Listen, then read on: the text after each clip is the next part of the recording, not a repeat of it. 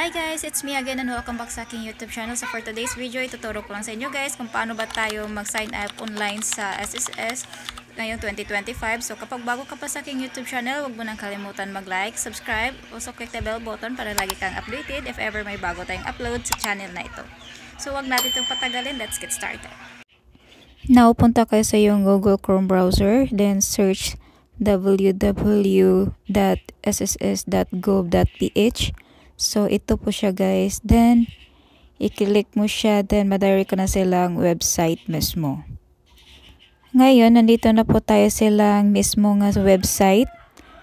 So, here, mag-start na po tayong mag-create ng ating account online. Then, pwede po natin siya ma-download sa Play Store yung apps ng SSS. So, scroll down muna natin siya guys at pwede natin basahin dito but later lang natin siya babasahin kasi medyo mahaba na siya. So now, mag-start na po tayo mag-create. So, itap mo yung create my SSS account or login. So, here, register to my SSS starts transacting online. So, tap mo yung create account. So, now, andito na po tayo sa my SSS registration. So, please select an account on which you want to register. So, meron siyang member, employer, and household employer, and coverage collection partner. So, sa akin guys, since member po tayo sa SSS, so dito po tayo sa member. So, ngayon guys, ituturo ko lang based sa akin guys, yung ginawa kong account yesterday. So now, let's continue. So, right here is madirect na po tayo sa ating My SSS member registration. So, right here, account details. Enter your account details, of course. But, registration preference. So, kindly choose your registration preference, guys. So, here, so itap mo itong choose registration preference, guys. At ito na yung mga choices na kailangan nating yung pagpipilian. So, for example guys, ito yung savings account number. Kung ang gagamitin mong registration ang savings account number, dapat associated siya with your SSS account. So, dito mo itatap yung number guys sa registration preference. Then, dito provide your SSS number, email address, and active phone number. Also, preferred user ID. So, mag-fill up ka lang dyan.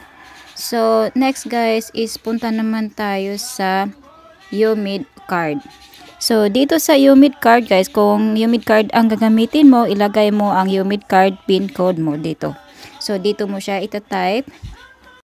So, same process lang siya guys, is provide your details like SSS number, and active phone number, and email, and user ID.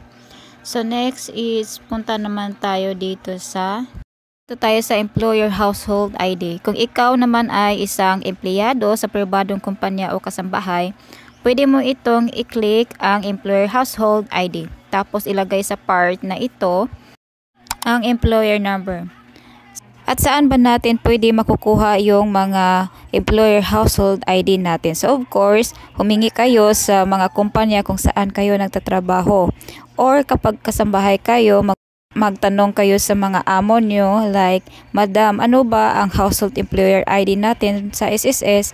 Kasi gusto kong mag-sign up sa online para lagi kong ma-check yung contribution ko.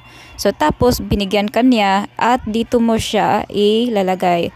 Then, tapos, so, dito naman tayo sa next yung payment reference number.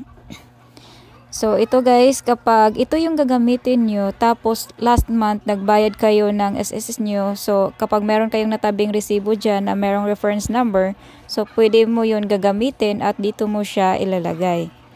So, ang next guys, same process lang siya sa first, yung mag-provide SSS number, email, and phone number, and user ID.